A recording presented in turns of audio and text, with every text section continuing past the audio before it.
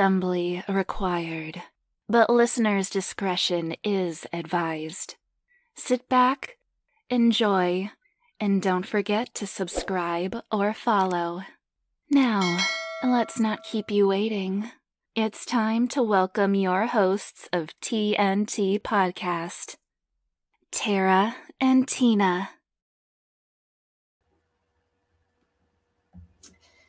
Hey, good evening, everybody. Welcome to another episode of TNT Podcast with your hosts, the beautiful Tina and myself, Tara. You can follow us on Instagram at TNT Podcast Show. Subscribe to our YouTube channel. We are available on all the listening platforms as well. So tonight we have episode 22, and we're back to the Women in Drag Racing series, and this is part 4. And I'm super excited to introduce our next guests. One of them is in Las Vegas. The other one is in Minnesota. And before we go any further, let's introduce our guests. We've got Kenzie Peterson. Hi, Kenzie. Welcome to the show. Hi. And we've got Vee Dolofan. How are you? Hi. And Tim. Tim is on tonight just as a consultant for us. And Tim. So welcome to the show, everybody. Vee, I've talked to you since I think like 2017, but we've never actually met in person. Mm-hmm. But we will be someday for sure. Sure. So I really don't know your backstory, like how you got started in drag racing. So I have always been a car enthusiast. I've always loved muscle cars since I was a little girl. And I used to go to a lot of car shows, like with family members and stuff. Back in Hawaii, we had like hot import nights. So the import scene back in Hawaii was huge. But that's how I started loving the car scene and stuff.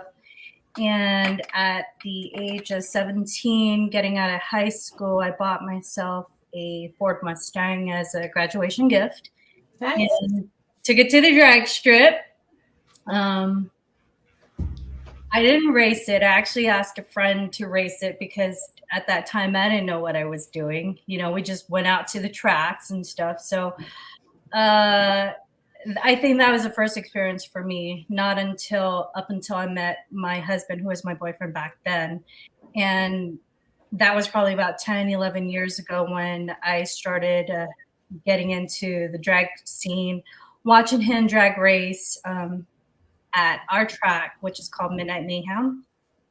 And I'd watch him, I'd sit there and, I thought it was cool. And then one day he was like, hey, why don't you take your car out? So at the time, because I was a big Ford Mustang person, I had a Ford Mustang GT, pretty car, very beautiful, had an Eleanor body style body kit. But it was slow, really heavy. And he was like, take it out, learn the ins and outs. And I did. And from there, I never looked back. I got the race itch, just like everybody does, and to me, it wasn't just about having the race itch. I saw drag racing as a sport also, because there's a lot for you to know about the sport, Right. And because it is a male-dominated sport, I wanted to get out there and do it not just because I was a woman, but to say that I could do it myself and learn the ins and outs and learn how to drag race properly. Right. Did you, when did you go to Las Vegas from Hawaii? So I moved to Las Vegas back in 2006. So I've been here since 2006. Okay. So the Hellcat was the first. Yes. Right. So I take that back because when I first started drag racing back then, I had a Ford Mustang GT, and that's how I learned the ins and outs of just learning the tree, learning how to properly stage and all of that. So that was kind of my learner car. And then at that time, my husband had a I want to say he had having a brain fart right now. He had a GTR. Well, he's had a lot of cars from what I've been told. We had a lot of cars. I'm like, wait a minute. I had to think about what we had at that time. So he had a GTR. He had a Black Edition GTR. And so he also had a Dub Edition V6 Mustang. And when I got rid of my GT, he was like, well, why don't you race the V6 Mustang? And it was a sleeper, let me tell you. It was an 11-second V6 Mustang. Wow. And it was pro-charged. But anyways, I think I got a lot of my learning and how to bracket race on that car. That was truly my learner car. So I took his car, he raced the GTR, and so I ended up with another Ford Mustang. And then it wasn't till 2017 where he took me to a dealership. He was like, hey, I want you to check out this car. And so I looked at it, I test drove, I think at the time it was like a V6 and it felt like a heavy boat. I hate to say that, but I don't know what it was about the Mopars. I didn't know what I was getting myself into. And until I drove the Hellcat home, I'm like, holy cow, this is going to be one hell of a beast. And so I never looked back since then, because driving home that car straight from the dealer was like, it's on a whole total different level. Oh, so yeah. since I owned the Hellcat, I was like, I don't want to say this, I could never get into another Ford Mustang. I just love. You can say it. It's fine. I love the Mopar platform. These cars I do too. are amazing. Yes. The performance of these cars you cannot take away. You know, the things you can do with these cars, they have so much potential on these like platforms. So, you know, I've had a Hellcat since 2017 and I've never looked back. I don't want to look back, you know, and I know we're going to own more cars, but I'm like, I always tell my husband, I'm like, we have to keep the Mopar in the family somehow. Yes. I've got a really cool picture. I love this picture. This should be like a poster. Oh, you and the Hellcat. So yours is it was a 2017, right? So that one is a 2017. Unfortunately, I sold it about a year ago, and I had purchased a 2021 SRT Superstock. So now my new drag race car is the Superstock. Nice. Now, you've done some pretty cool stuff. You've been on a TV show. Street Outlaws had kind of I don't know, did they have more than one? Yeah, they had a few episodes. It was called Gone Girl, and it was the women that were on Street Outlaws did their own show, and you happened to be a guest on the show. Literally So first episode, I think. Is it well, you know, I tried to record it, but it wouldn't let me. So like, take us through that whole experience. Like that's super cool. So when the community heard that Street Outlaws were going to be in town, obviously there's a lot of people that know that I drag race here locally. A bunch of my buddies were hitting me up and saying, hey, Street Outlaws are going to be in town. You should get on it. And so I did. I submitted the application, and literally a couple of days before the filming, they were like, hey, we're going to get you on the first show. And I'm freaking out because the first thing in my head, I'm like, okay, what did I just do? I don't street race. I drag race. I mean, but I just never street race. You know, Right. It's a whole total different thing. You know how to drag race? Great. I think it'll save you on the street. The street racing is a whole different ballgame, honestly. And what we were battling with the conditions that night was it was crazy. It was super crazy. I remember you telling me it was really cold.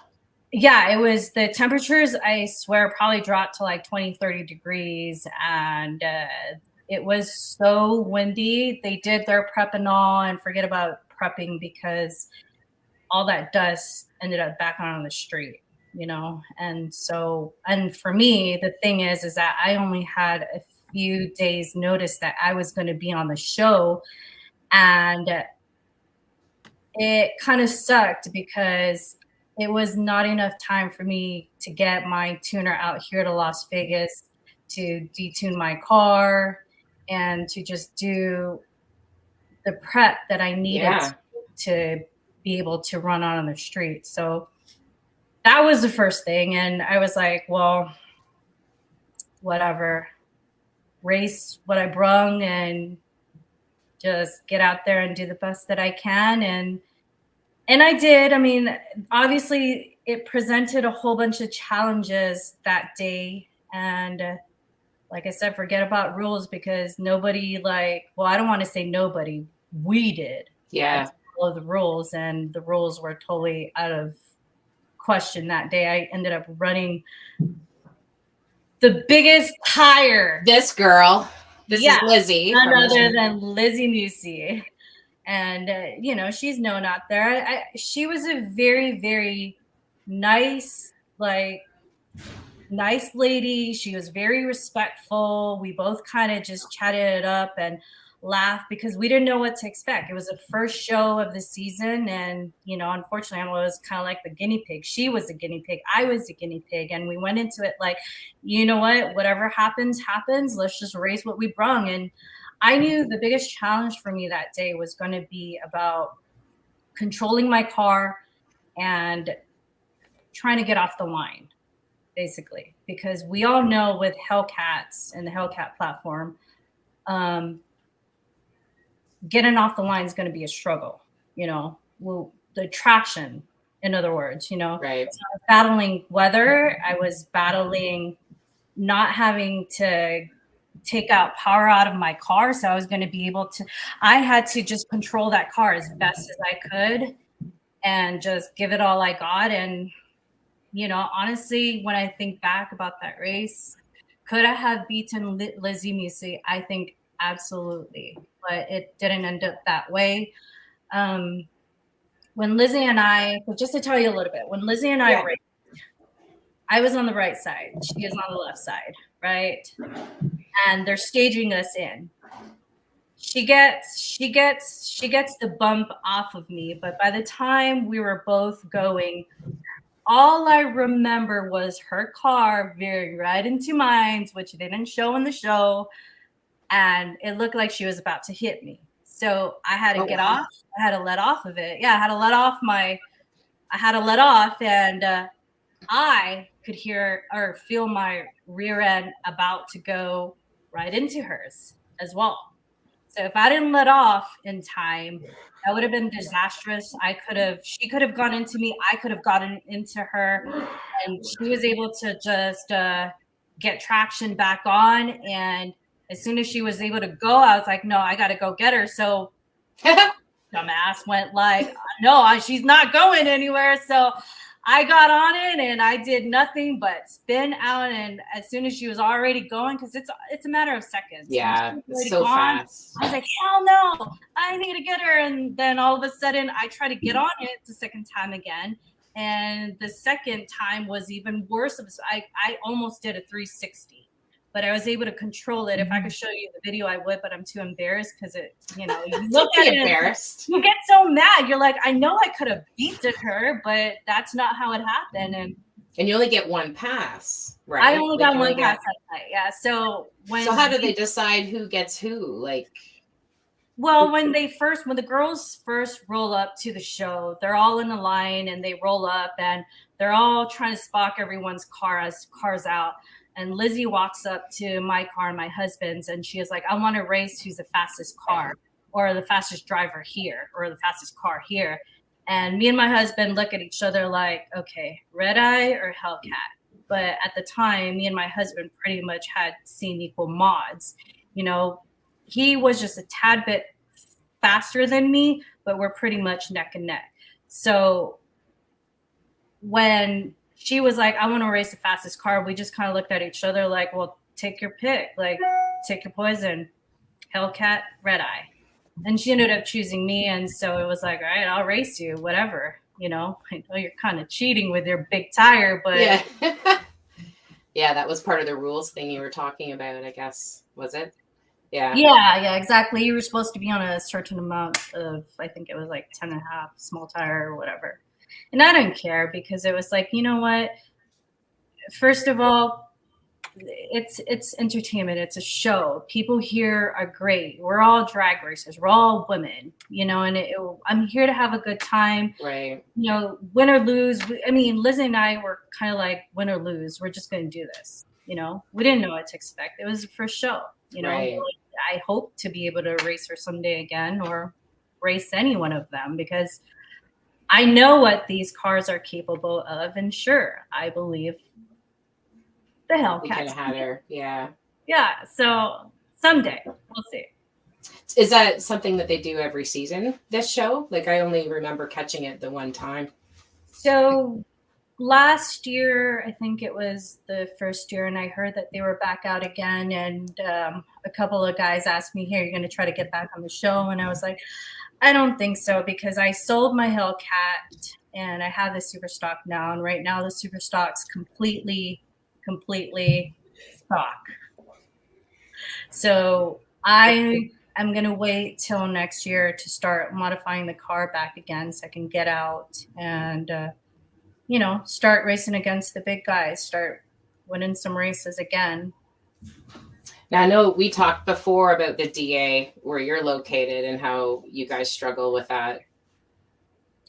Yeah, the DA here in Las Vegas, I want to say Las Vegas most importantly, is a struggle because we do have that 3-digit weather. It gets up to like 105, 106. The DA can be up to 5,000, 6,000 at worst, you know, so it kind of sucks because we have supercharged cars and we all know that these cars get heat soaked. So, you know, on a good day for the DA here, you'll probably look at low 2000s, which I know that's bad DA for the East Coast. Or maybe I'm wrong, but I'm like, I would love to run in negative 1,000 DA, you know, because I feel like my car, if you put my car at the time, especially with the Hellcat, if I ran in 5,000-6,000 DA, and the best that I could do at the time was a 9.7, 9.8 with 5,000-6,000 DA, right?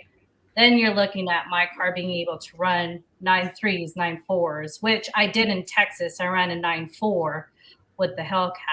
But you see the difference of what DA does to these cars, most importantly.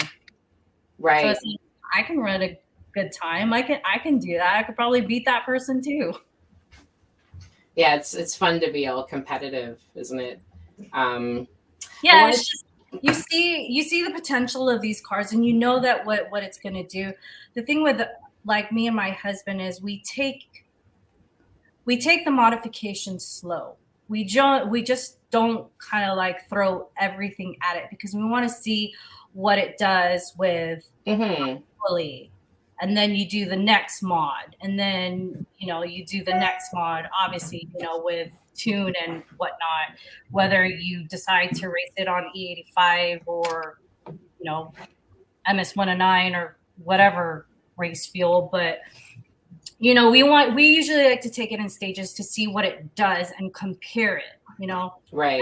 When you get out there and someone kind of throws at you like, oh, I run this number, and I'm thinking, well, what do you got in your car?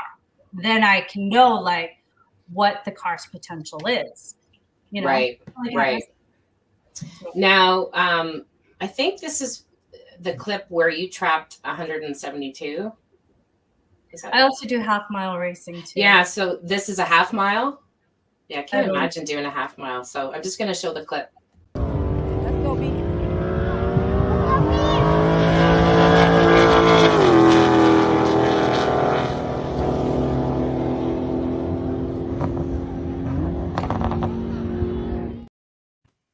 I don't even think we have half mile here where I am. It's a lot of fun. It's more of the oh shit feeling rather than a quarter mile. You know, there's some people who are in favor of half mile and there's some people who aren't, but it's like, why not? You know, I could get more of a oh shit feeling doing a half mile. And we're hoping someday that we get to do the mile racing or the Texas Mile someday. Wow. To see what the cars go.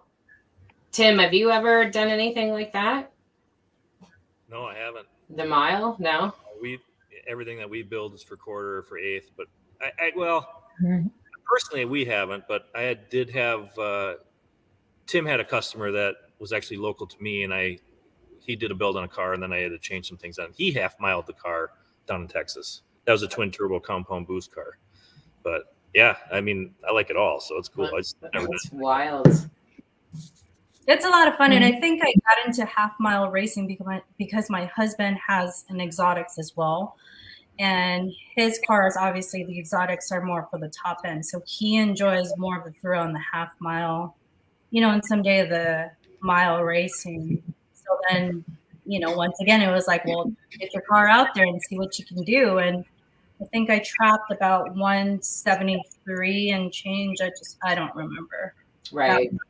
That was my best time. And I think I did pretty good considering the car is just full bolt-ons and on E85 and tune, and that was it. You know, there's lots of potentials with the Speaking, you've gone up against your husband. Many times. I think I've got a clip here of you guys going up.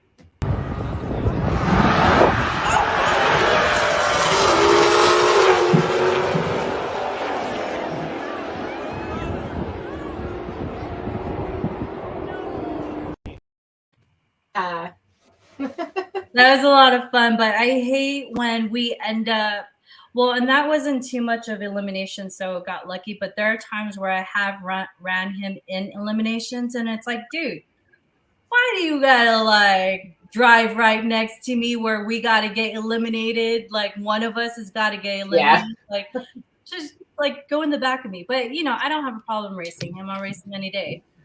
That's awesome. You know, we have fun, right? Like it's not like we get pissed off or mad at each other for who wins or who loses or whatever. It's like get out there and do our thing. Just like the race, you know. So the other really cool thing you've done is Frank Hawley's driving school. Yeah. So what made you want to go and do that? That was an amazing experience. And we had to, the reason why we did Frank Hawley's and we chose Frank Hawley's is actually we had to get our license, and we got our license signed off by Frank Hawley, certified to like 750, so which was nice. And at the time, and unfortunately it was a little too late for us to, because we were supposed to have gotten our license a long time ago, but we got away with it. And he wanted to do Frank Hawley so that we could just get it over with, take the class. And we were going to take out his super stock because he's got a little bit of modifications.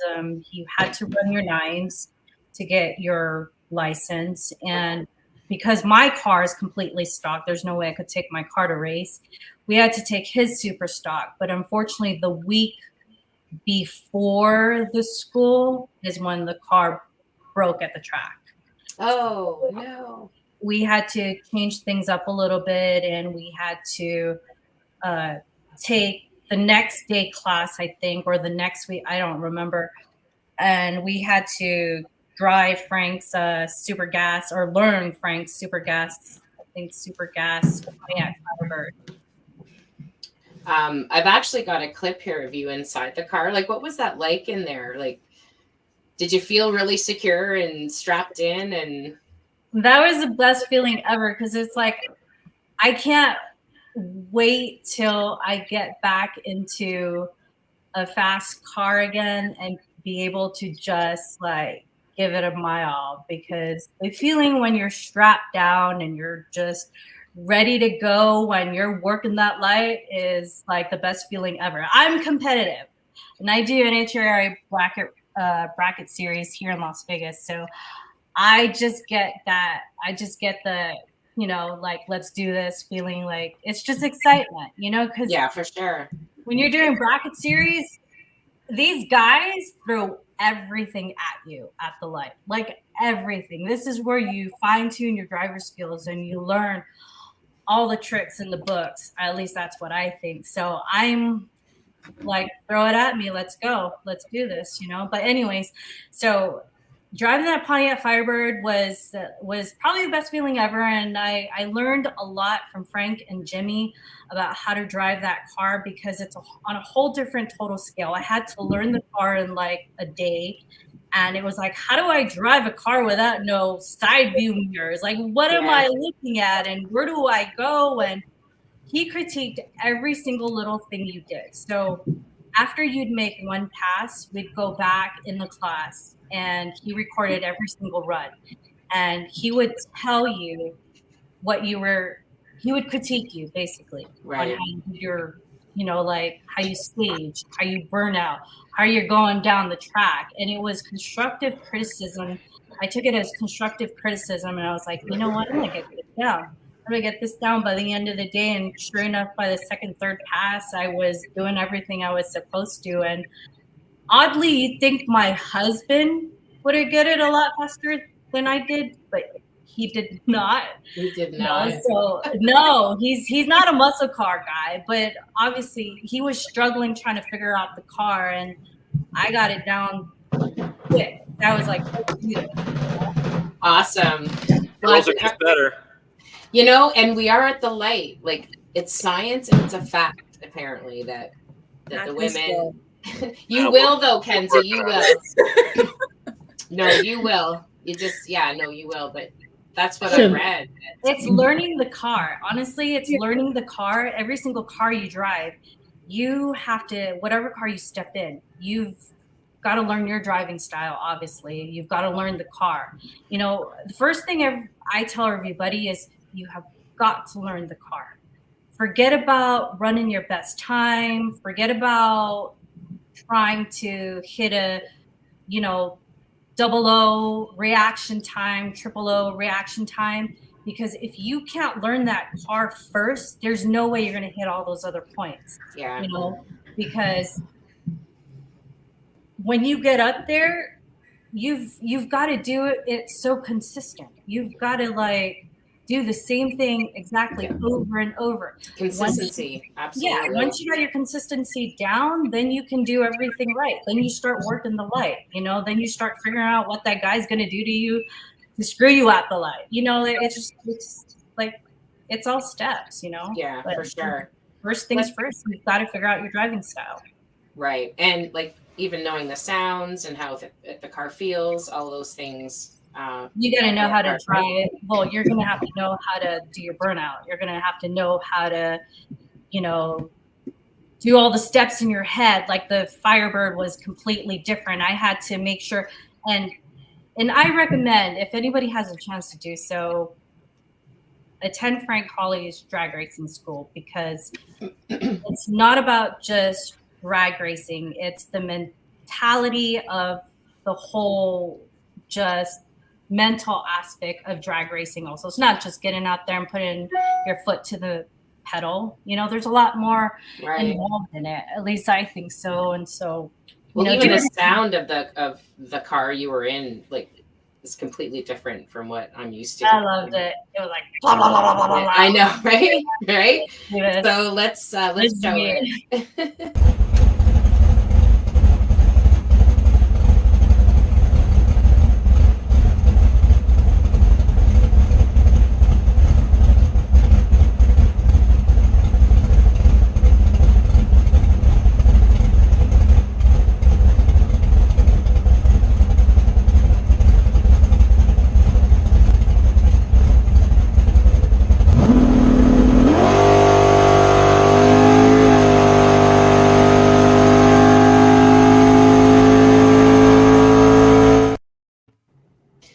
That's incredible. You just see your whole body and the way you grip the steering wheel, right? Just right back. That's awesome. That must have felt incredible. I ran, you wouldn't even think by looking at that car. Those cars are so detuned. Like, he held back. I'm like, can you just give me all the power you got? I ran like a 131 60 foot at 9.4. Like, you wouldn't even think that. It looks slow, but it's not. You're going like 1.3. So the 60 foots is where like you really feel the power, because my head just shot back. Yeah, And I saw like, that. oh. But yeah, no. And then it was like, damn, just give me all the power, please. Just. That's awesome. Addiction. It is. It is an addiction. So Kenzie, drugs, Yeah. Kenzie, what's your quickest 60 foot? It's probably 1.3s, isn't it, or less? Yeah, 1.3. It was my 850 pass, obviously, but it was like 1.32 maybe. I don't remember Yeah. exactly. You did a 132. Yeah, something like Yeah, that. it's pretty cool. And your fastest ET so far? The 154 at 161. Yeah. Okay. Cool. Yeah. It's amazing how we remember those numbers, right? Like, well, Kenzie, maybe we'll start getting into you then. Now, I know you haven't been doing this for years and years, which is what makes you so amazing. You've broken a couple of records. You started with the 1320. And maybe Tim can talk a little bit about that 1320. But what made you decide, Kenzie, to do this? Just hanging around this guy, or? Well, kind of like with Vee, I've been around cars like my whole life, because my dad has been around, like, not necessarily the drag racing scene, just the car scene, because he's also a mechanic and stuff. Nice. So anything he put me in or on, like, I rode dirt bikes and motorcycles for my whole life also. And then I was just always had a lead foot, I guess, so I kind of fit in, because like my dad wanted to get me a junior dragster a long time ago, but just could never find one. And I was too caught up in, I was a 3-sport athlete through middle school and high school, so at the time I was more worried about that than I was getting behind a drag racing car. And then I think it'll be 5 years when Mom and Tim offered up to get me into the drag racing scene, and no turning back now. Yeah. Same type of thing. Once you get that bug, right, V? Like, you just, once you feel that, you just, you don't want to look back. That's great when you have good people behind you also. Yes, absolutely. That definitely helps. Yes. So you started with the 1320. Yes. And Tim, what makes the 1320 like kind of cool? Well, when they talked about it coming out, it was just like, okay, something drag racer specific and somewhat affordable. That's when Laura and I talked about it and said, let's talk with Kenzie and see if she'd be interested in it, because she'd been around me racing, and she's like, sure, yeah, that'd be fun. So we actually ordered the B5 Blue 1320 the way that we wanted it. I think we were probably one of the first ones to get one, because it was like right after they opened ordering for them. And then it came in an enclosed trailer, just like the Demons do, because it comes on drag radials, so they can't be open shipped because of the tires. Can't be in the weather, so that was kind of neat. But basically, it's a scat pack with some Demon features. You got a trans brake, you got a line lock, the drag radials that came on, and I think it's been so long now, I can't remember what Dodge claimed it would run. I think it was like low 12s or something. Yeah. But right off the bat, she went out and, well, I went out with it first just to test it out. I had to put 500 miles on it so it would unlock and stuff. So I drove it around all night to get 500 miles on it. That's awesome. And Kenzie was working, or just couldn't make it the first time out. So I said, well, I'm going to go take it to the track. Then I went with a friend of mine, went to Great Lakes Dragway. And we went out. First pass in 1140s or something like that. It was That's awesome. Yeah, and all I did was I put Demon skinnies on the front and a lightweight battery, and that was just a little bit of weight reduction, and it was crazy. But I'd been racing, so it was I knew kind of what to do with it and Right. whatever. But so it was pretty neat. I knew it was going to be pretty. Yeah, it was going to be a pretty awesome car to get her into to learn in. Right.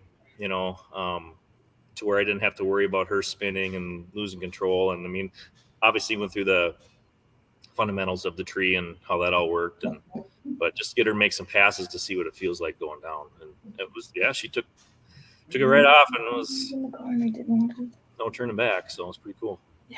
Yeah, I've got so she set a record, did she not, in the 1320? Yeah, so basically with a little bit of weight reduction, still stock tuned, nothing, no power adder, no tuning or anything like that. She was the fastest one for a while, and then there were a couple other guys out there that were chasing her. So I think they passed her at some point. But yeah, well, I've actually got got the clip here of her record.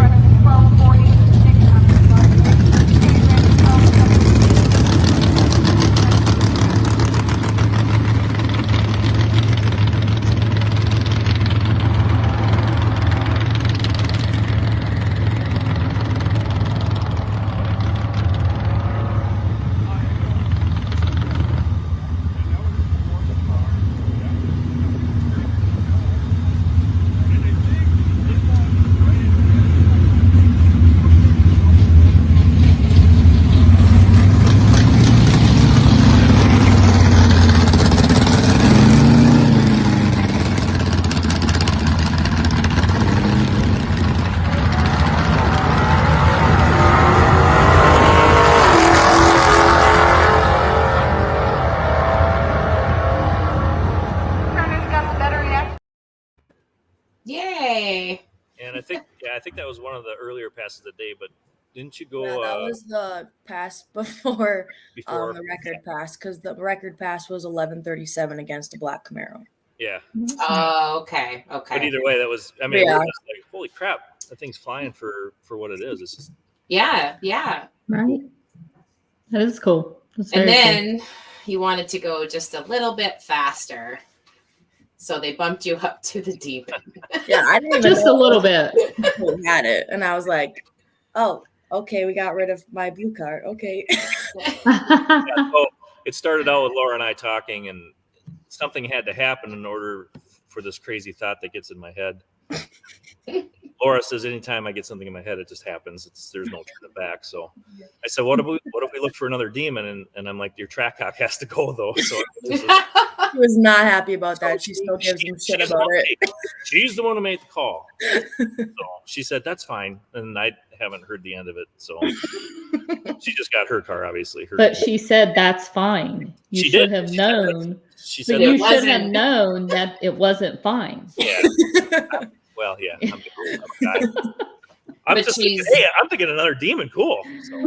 Right. Well, yeah, right. But she's so proud of her daughter. She is so proud of Kenzie. What she's done. Yeah. Laura's gotten into it very. I mean, she loves all the people part of it and hanging out, absolutely, the food and whatever. But she understands a lot of the drag racing now and what it all means, the lingo, and she's just understanding it more and more, which is great. It's a family thing. It's fun. So yeah. So obviously we found the red one and got her in it and started out stock and just getting her to learn the extra power. And I think after her first pass, she went down and she's like, that's a lot faster. Well, yeah, the first time I ran the demon was in Florida 2 years ago now. Down in Orlando, yeah. This one back there.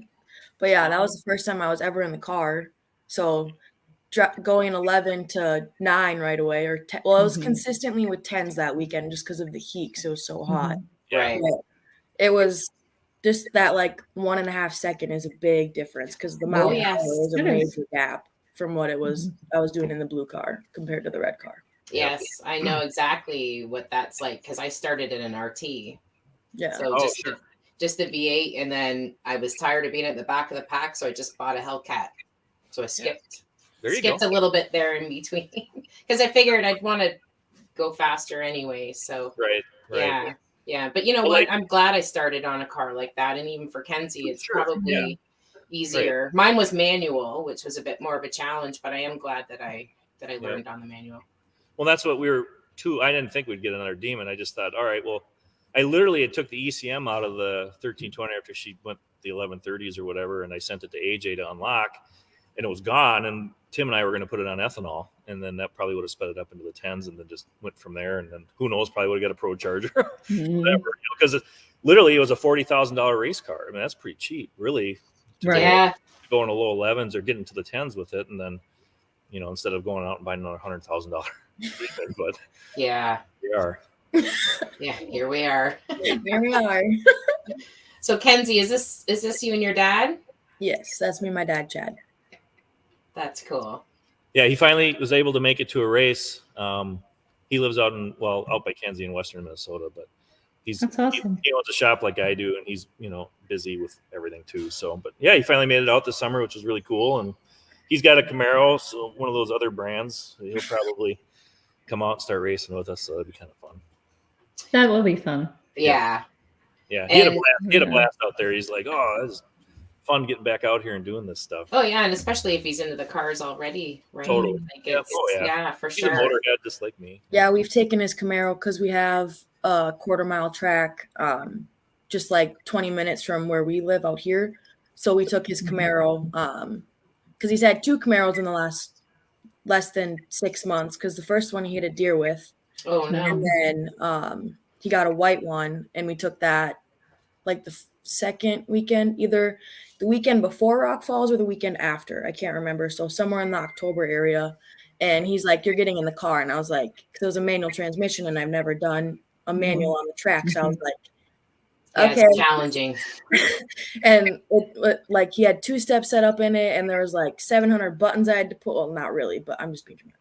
There was so much more I had to do in that car than Yes, I had to there do is. in it. And I'm like, It feels like 700 buttons. I'm like, I didn't Yes. want to be the one to break it because the last one, he made it 15 feet, if that, because the rear end shattered. So I didn't want to do that to the second one. But Yeah, no kidding. it was definitely an experience with a manual transmission after doing automatics for almost 4 years. I miss it, but they're no good at the track. So that's why I didn't. If you want to be fast, you're gonna have an automatic. Yeah, for sure. was Yeah, I do thinking, miss it. But What do you like, Kenzie? Auto or manual? Definitely auto. yeah. It's so much For easier. racing, but For racing, for on the having- street, it's fun. to have fun I love driving, manual. manuals are the best. I like. I had a Mini Yeah. Cooper 5-speed for my second car, my senior year of high school. So I had that for a while. Oh, that's And that was cool. nice. Yeah, for the everyday screwing around driving, like manual is a lot of fun. I do miss it, but at the track, it's just not. Yeah. It's Yeah, a- no, you run into a lot of guys though that come like when they used to always. Well, I remember they'd be like, "Well, manual's faster," so then we do this whole. Yeah. Well, and I think back in the day, everybody wanted a 4-speed, and that was the car to have. And I've actually had customers we've built Hellcats for. They'll bring us a 6-speed, and I'm like, "What are your intentions?" And I want to go drag racing, and I said, "Then this is not the car to have." And really, and yep. So we actually built a few of them, and they took it to the track, and they absolutely hated it. Sold it. Yeah, and a lot of people don't understand like the cars maybe back then manual like versus cars now that they've built Right. auto are just when people always ask me all the time. I remember I used to run into this all the time when I first bought my Hellcat. Well, manual's faster, and I would always have to tell them like the way they built these new cars now, auto is the way to go, especially if you're out on the track and this is what your purpose is every second, tenths of a second counts. And the way they built these cars now are just meant for, autos, in my opinion, were a lot quicker. So the 8-speed in this platform, they have in stock form, they're 400 millisecond shifts. It's the fastest shifting transmission ever produced. The new 10-speed Fords might be just as quick. I guess I don't know, but that's amazing fast. And then in tuning, we can speed it up even more. Yeah, exactly. So, Kenzie, what are your plans for next season? Are you guys doing anything to the car, Tim, or are you just?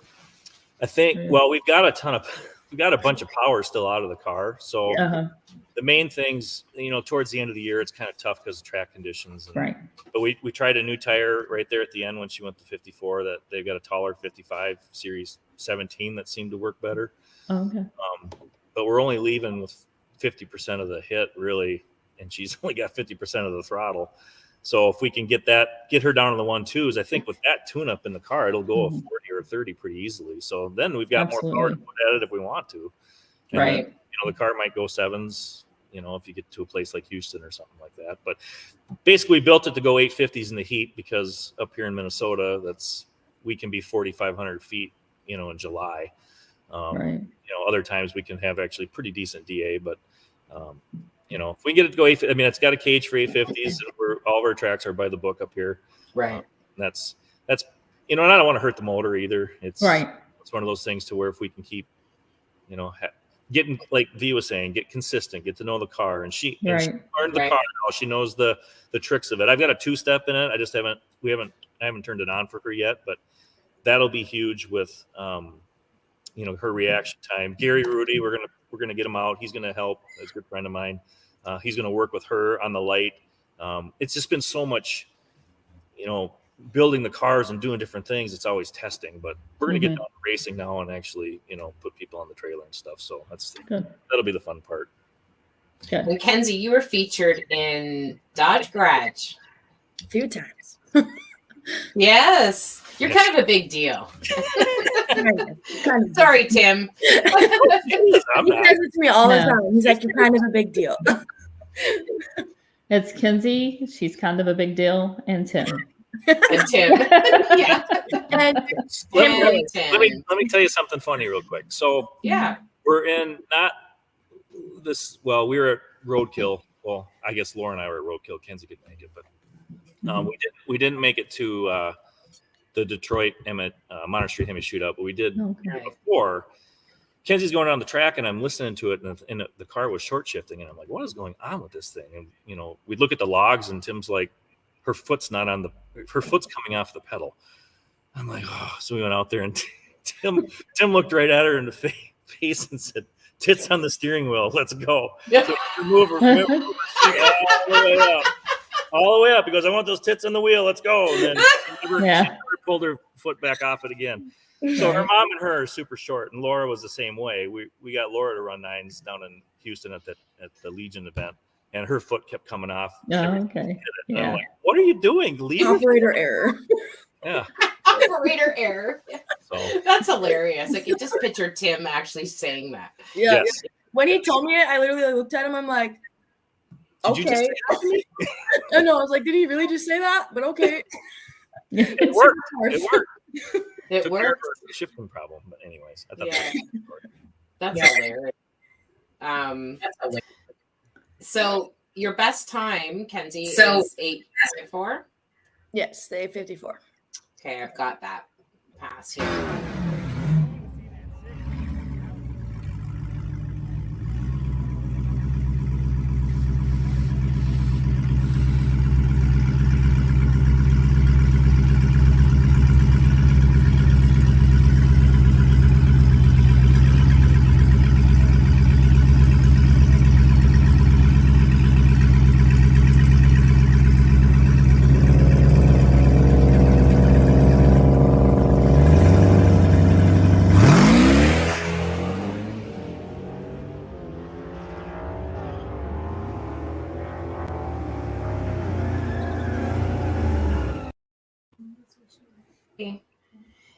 But then following that video is faster than me. It's unreal. It's awesome.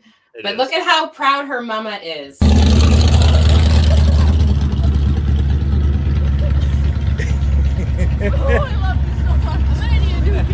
Woo! That's awesome.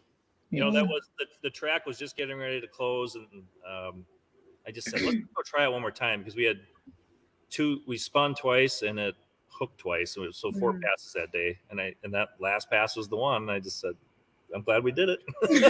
And then it's just funny. I was talking to Tim and we were texting back and forth and stuff. And he's like, he didn't know that we were out of time, but he's just like, go tell her to run a 40 or she's grounded. So that's pretty cool. That's awesome. That is cool. Yeah, very, very proud. Awesome stuff. Yeah, Kenzie, it is pretty incredible what you've been able to accomplish in a short amount of time, really. Yeah, it is. I mean, I've had to like set her back a little bit and just be like, I mean, these cars drive so nice. It's Right. you don't feel like you're going 9s or right, 8s or whatever. Right. Like, back in the day, a 14-second car and a 69 hanging on Camaro. for It felt like you were definitely doing 14 seconds in an old Camaro, and she gets it. I just said, all the safety stuff is the big thing. Right. Tim worked with muscle memory on her, made her sit in the car and grab the chute like 1,000 times, so she knew where she had to do it. Because if anything got crazy, we're pulling that thing, and right. Yeah, exactly. the main thing is safety, and safety of her, and the car's a car. But yeah, no, for sure. With the first year with the red car, we didn't have any like cage or anything, and like demons off the trailer run 9s. Well, our hometown track in Brainerd is varied by the rules. So I had to be 10-0 or 135 or slower. So I couldn't like actually race the red car when we were like in Brainerd. You're too fast. Yeah, we would get the number Right. all the time. So I couldn't the only time I could really race them was at like the Modern Street events. Because Right. they cared but didn't at the same time. So this last year has really been like a legit year of racing in the red car because we have all the safety equipment. I'm licensed. Yeah, we both have our license, and we got her. So the class we run in at Brainerd is a Real Street Unlimited class where guys can weigh 3,200 pounds, and as long as your car, it's all legal. So if your car's got a 750 cage or 650 cage or whatever, they can run that fast in that class. So she gave them a run for their money this year, which was really fun. She won some rounds and she weighed 4,500, 4,555, but ran right with them, won some rounds. Pretty cool. Now, who was she up against? Who had the lime green? Chris Shaver. Yeah. Okay, so I've got we were down at, which Chris and Karen are like our best friends, and Dad 2.5.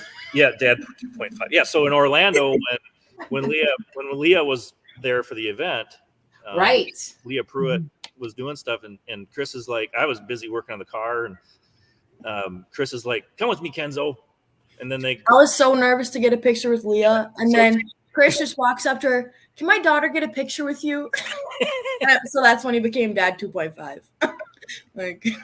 Oh, that's cute. Yeah, very cool. She's such a cool person, and just a neat experience. What's kind of cool is, didn't you beat her time, Kenzie, in a demon? Yep. Yeah, so that was cool too. That's super cool. I'm like, everyone's, I guess, micro record, whatever. But I don't care. I think it's Jerome cool. actually picked up on that, didn't he? Yeah, well, he reached Jerome, yeah, too. Yeah, and then I guess he got together with, or Patrick caught wind of it. Patrick Wall talked to Dan and said, do we know of who's the fastest females in this platform?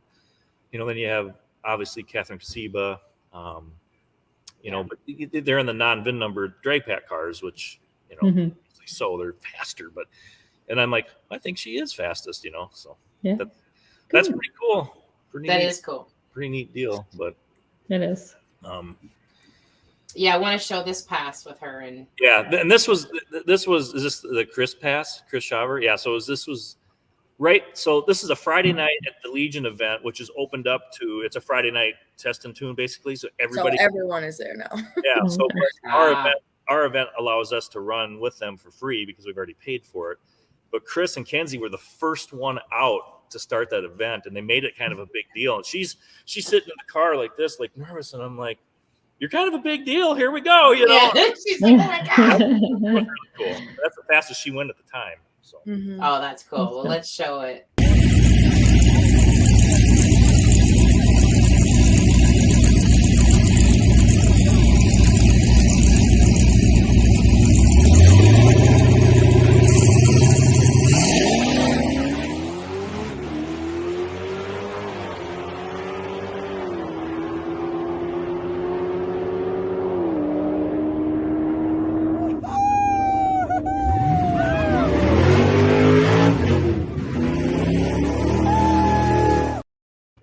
Treat the shit out of that guy.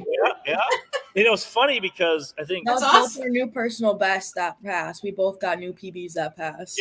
yeah, and I think I don't know, it was Summit or somebody reached out and said, "Did you realize that they had the identical 60 foot?" Yeah, we had the same 60 foot. Yeah. Yeah, so that was really cool. That is awesome. Yeah. So when can you get back out again? I guess spring. Yeah, stupid snow stuff here. The white stuff. Yeah. Yeah. You don't get any snow, do you? No. We get snow, but it doesn't happen consistently. We just get snow like once in a blue moon, but it's not something that sticks. Right.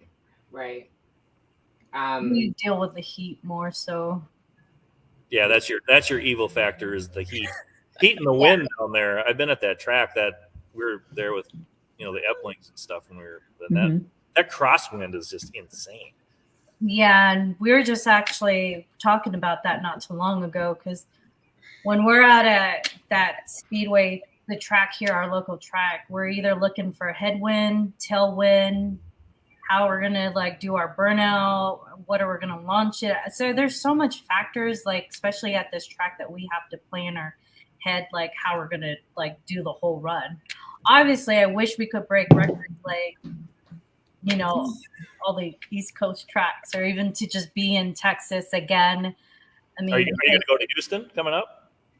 We were planning on it, but our daughter had a gymnastics competition that same weekend, but then she ended up injured. So now it's just too. I told Jerome, I was like, we probably won't be able to make it this time around because it's too. January is literally in a couple of months, but 40 something days away, and it's there. Yeah. And if not Legion the Demon, we wanted to run Texas 2K again in Baytown because it's going to be the last year, but we're not prepared for that. I think this year just so many things had happened that we just kind of had to lay low. But we're like, you know what? We just got these super stocks. We're going to have to get them back on track and get them back out on the track when everything's ready to go. Right. Yeah, we made a last minute call because we weren't going to go to Houston, so we're going to go. We're not bringing a car though. We're just going to go down and help out with friends and hang out and stuff. It's just, I got so much work here. It's hard to be away for 2 weeks driving. Right. Yeah, it's fun to just go spectate. It's fun to go help too because I enjoy that. Tim's going to have a bunch of cars there with. I mean, John, the Sipples and a bunch of new stuff coming out, and that's gonna be crazy. So we're gonna go down and help out, hang out. So. And that's in January. Yep. I think the 13th. I don't know, mid-January sometime. Yeah, mid-January. I think it's 13th and 14th. I think is the actual event. I mean, if you've never been to Houston, it's an amazing track, and that time of year is negative 2,000 TA. It's crazy, So that's definitely the, and they've got it. Austin always has it hooking. It's insane. Austin Hayward always keeps a little tally over to the side of how many cars he breaks. Yeah, no, the DA, when you're in such better weather, well, for us, because we have to deal with these heat conditions here and tune our cars for these conditions.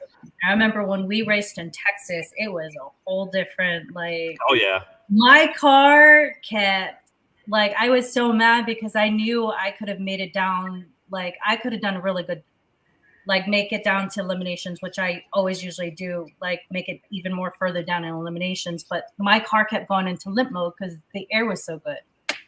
Sure. What's that, DA? Yeah, it's a good. We went from last year Houston in January to March in Orlando.